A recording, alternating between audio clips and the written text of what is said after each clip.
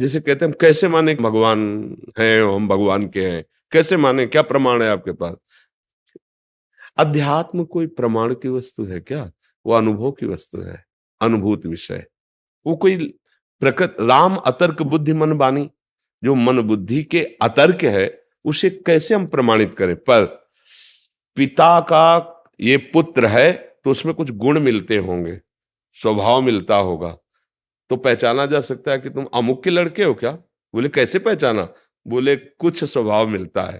तो जैसे हमारे अंशी जो है प्रभु, वो अविनाशी हैं, तो हमारे अंदर एक चाहत है कि मैं मरूं नहीं कभी, है ना?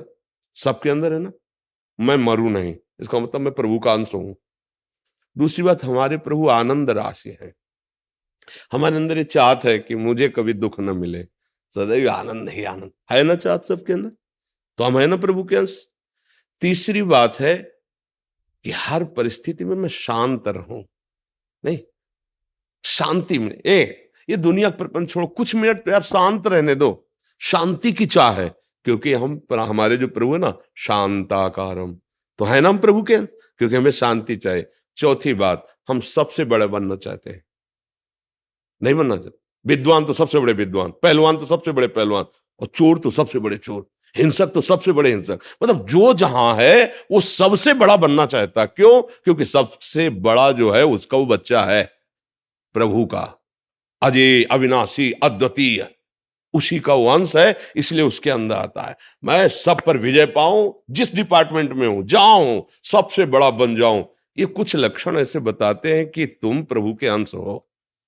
बोलो सबकी मांग है ना, ये पूरा प्रयास इसी के लिए है कि नहीं? ये चार बातें अपने जीवन में देखो, सबका प्रयास, विद्वान मूर्ख बेविचारी इंद्रिय जीत, जो भी जहां भी जैसा भी, ये चार बातें सबकी मांग है। मैं अविनाशी हो जाऊं, मरूं नहीं, मुझे कभी दुख न मिले, सदा आनंद में रहूं, मैं कभी अशांत ना हूं, शांति प्राप्त हो, और मैं सबसे बड़ा बन जाऊं, है ना? ये चारों बातें प्रमाणित करती हैं कि मैं भगवान का बच्चा हूं, क्योंकि ये भागवतिक लक्षण है, और अनुभव करो तुम्हारे अंदर ये है कि नहीं है, इसका मतलब तुम भगवान के अंश हो। और ये चारों बातें जगत में नहीं मिलेंगी, ये जगदीश में मिलेंगी। जगत में तुम चाहे जितने बड़े बन जाओ, तुम्हारे बाप कोई न कोई है, किसी भी डिपार्टमेंट में कहीं भी, आपकी पहुंच नहीं, लेकिन आपसे बढ़कर है, विद्या में तो, गुण में तो, बल में तो, क्योंकि वो अनंत है, इसलिए खोजते चले जाओगे तो एक महाबलशाली मिलेगा जिसके बल के आगे किसी का बल नहीं। जाके बल लवलेस थे जीते चराचर धार, वो प्रभु जिसके एक लव मात्र बल से चराचर जगत पर विजय प्राप्ति की। अरे दस कंदर, मैं उनका दास हूं जिनकी प्रिया का अपहरण करके तू लाया है। वो महाबल, वो महाज्ञान समुद्र, वो महारूप समुद्र, जो भी जैसे भी, हमारा परम लक्ष्य है भगवान की प्राप्ति। ज्ञानी जन जिसे आत्मा कहते हैं, योगी जन उसे परमात्मा कहते हैं, भक्त जन उसे भगवान कहते हैं, प्रेमी जन उसे अपने प्यारे लाडिले कहते हैं। उनके ये सब शब्दावली हैं, जिस रूप में चाहो, जैसे चाहो, ये यथा माम प्रपद्यन्ते तास तथैव भजामि। जैसे ये भगवान का प्यार देखो, जैसे चाहो, तो आज चाह रहे हो ना पत्नी रूप में, वही बना है, पुत्र रूप में वही बना है, जो तुम दृश्य देख रहे हो भेद में, वही बना हुआ है। मत्ता परतरम नान्यत् किंचित् अस्ति धनंजय, मैं ही मैं हूं, मैं ही मैं। अब बस ये कि तुम चाहते क्या हो। अगर तुम विषय चाहते हो, जगत चाहते हो, तो और कोई नहीं, कृष्ण ही बना हुआ है, कोई नहीं, किंचन मात्र। वो वेद कहता है सर्वम खलमिदम ब्रह्म नेनानास्ति। तो फिर जब किंचन मात्र कोई और है ही नहीं, तो विषय भी तो वही बना है, पर ये तुम जानते नहीं हो, इसीलिए तुम भोक्ता भाव किए हो, यही तुम्हें फंसाए हुए है।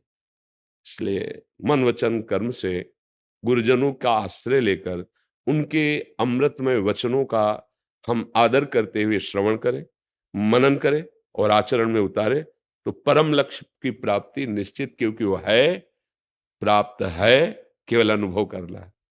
सच्ची बात, उसको उपजना नहीं, कोई साधना की उपज नहीं, परमात्म ज्ञान या परमात्म प्रेम वो है। जैसे प्रेम है, वही प्रेम हमारा देह में है, देह संबंधियों में है, भोगों में है। भगवान का प्रेम कैसे जागृत होता है? सबकी ममता ताग बटोरी, वो मम पद मन बांध बटोरी, वही प्रेम है ना, वही बिखर गया असत्य में तो राग कहा गया, मोह कहा गया, आसक्ति कही गई। लेकिन वही समिट गया प्रभु की तरफ तो अनुराग कहा गया, प्रेम कहा गया। कोई अलग चीज नई उपजती नहीं साधना से। जो तत्व ज्ञान है, जो तत्व है, जिसको हम भूले हुए हैं, उसी की स्मृति आ गई।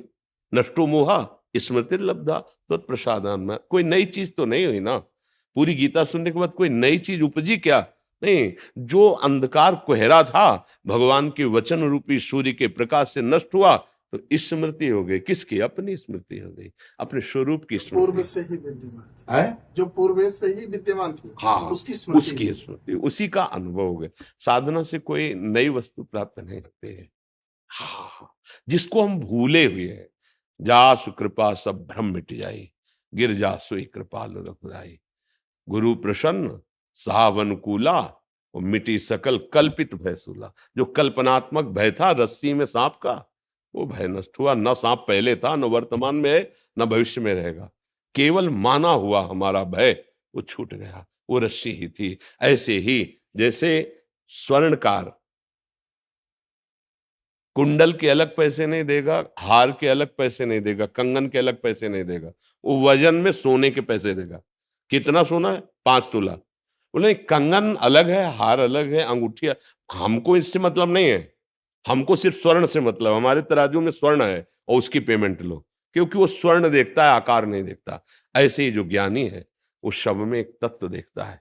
जितने भी कुंडल कंकण आदि बने हुए हैं वो स्वर्ण ही है। ऐसे ही जड़ चैतन्य जो भी बना हुआ है वो परमात्मा ही है। ऐसा बोध हो गया, वो जीवन मुक्त हो गया। जीवन मुक्तता ही, भगवत प्रेम ही इस जीवन का चरम लक्ष्य है। और उसकी प्राप्ति, जो विस्मृत है उसकी स्मृति, जो स्मृति में उसकी विस्मृति। हम संसार के सन्मुख है, स्वरूप से विमुख है, प्रभु से विमुख है। अब थोड़ा उल्टा होना पड़ेगा, प्रभु के सन्मुख, संसार से विमुख। हम प्रभु को साधन बनाए हुए हैं, साध्य विषय को बनाए हुए हैं। थोड़ा उल्टा कीजिए, साधन विषय बना लीजिए, साध्य प्रभु बना लीजिए, निहाल हो जाएंगे। जहां है वही भगवत प्राप्ति हो जाएगी। जी।